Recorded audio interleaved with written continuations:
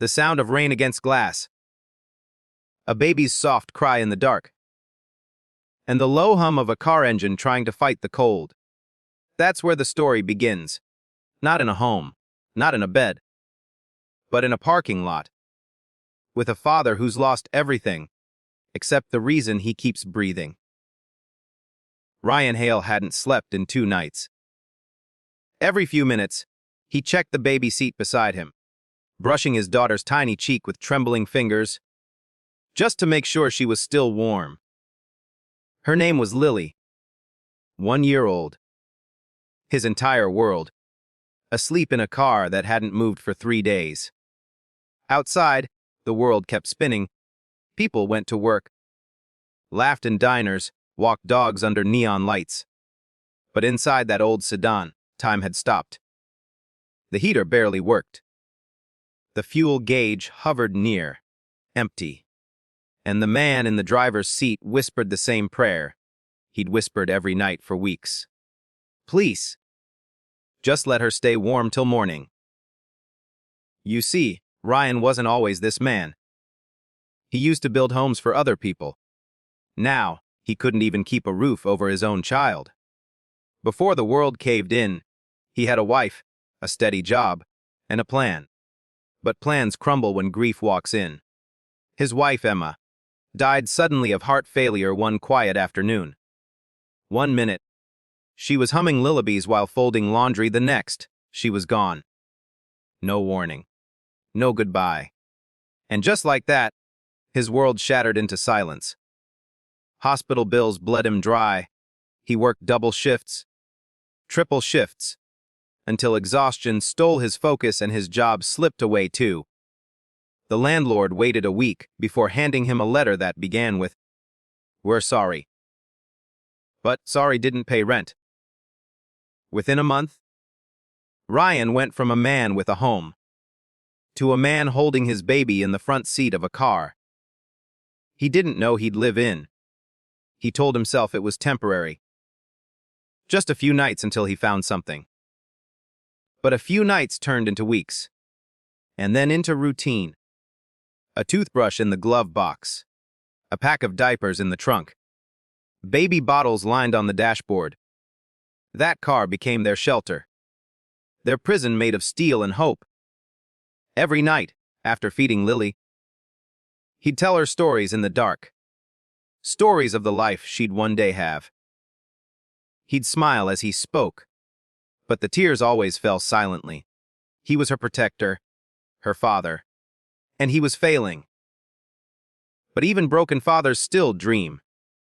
And Ryan's dream was simple: make it till morning. That night, the cold hit harder than usual. He tried wrapping Lily in his jacket, rubbing her little hands for warmth. His stomach growled. He hadn't eaten since the day before. But it didn't matter. Parents know that kind of hunger. When your body's empty, but your soul keeps pushing because you love something more than yourself. As his eyes finally grew heavy, he whispered, "We're okay, baby girl, daddy's right here." And then, knock. Knock. 3 hard knocks against the window. The sound sliced through the night like lightning. Ryan jolted upright, his heart pounding. His first thought, they found us. He looked out the fog glass and saw a shadow. Someone standing under the streetlight, rain dripping off their hood. A voice called out, "Sir, are you all right in there?" Ryan's throat tightened. He tried to sound calm. "We're fine. Just resting." The figure stepped closer. A woman's face came into view. Late 40s. Kind eyes. Worn uniform from the grocery store across the street. "I see you here every night," she said softly. "You got a baby in there." "Don't you?" Ryan froze. "We're fine, ma'am." "Please. We're leaving soon." But the woman's eyes didn't leave the car seat.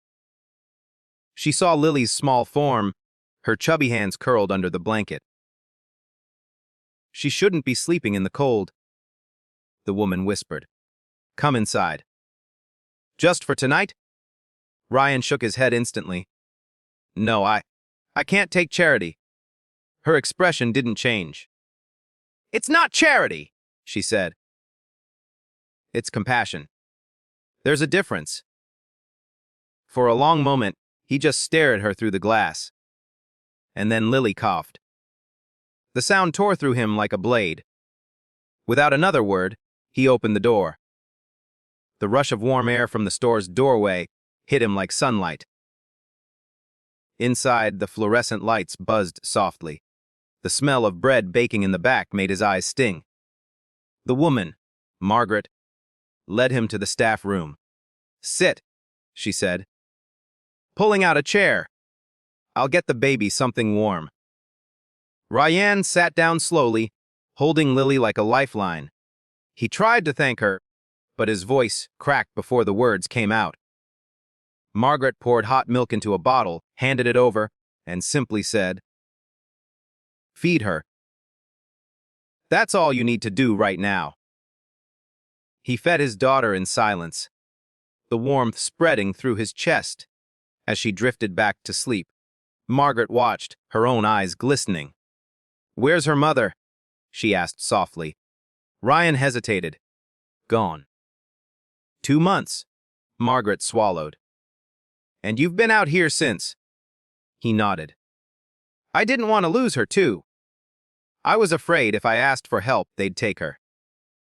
Margaret exhaled deeply. Nobody's taking that baby. Not while I'm here. That line broke him. He covered his face with his hand and sobbed quietly, years of pride collapsing into tears. She reached out, resting her hand on his arm. You're not a bad father, Ryan. You're just fighting a battle no one sees. That night changed everything. By morning, Margaret had made a few calls. By noon, the town knew. A local mechanic offered to fix his car for free. The church raised funds for a motel room. Parents donated baby clothes, diapers, food. And just like that, what started as a knock became an awakening. Someone posted his story online. Single dad found living in car with baby. It spread faster than wildfire. Not for sympathy, but for humanity. A local reporter came to interview him. Ryan didn't talk about his pain. He talked about his baby. About love. About holding on when the world lets go. He said one thing that would stay with people. Long after the cameras turned off. When you're fighting for your child, fear becomes smaller than love. Weeks passed. The donations helped him get a small apartment. A local contractor gave him part-time work. And every day, he'd stop by the grocery store with Lily just to say thank you. One afternoon, Margaret asked him, Do you know what made me knock that night? Ryan shook his head. She smiled faintly. Years ago, after my husband died, I used to sit in my car outside work and cry. No one ever knocked on my window. Not once. I promised myself, if I ever saw someone sitting in the dark like I was, I'd knock. Ryan's eyes filled again. You kept your promise. She smiled. So did you. Some months later, Ryan tucked Lily into her crib inside their new home. The air was warm. Safe. Peaceful. He looked out the window at his car parked below, the one that had once been their entire world. He whispered, We made it. Baby girl. Then, quietly to himself, and thank God someone knocked. Because sometimes a knock isn't noise. It's mercy in disguise. If this story touched your heart, like, subscribe, and share it. Someone out there is still waiting for a knock.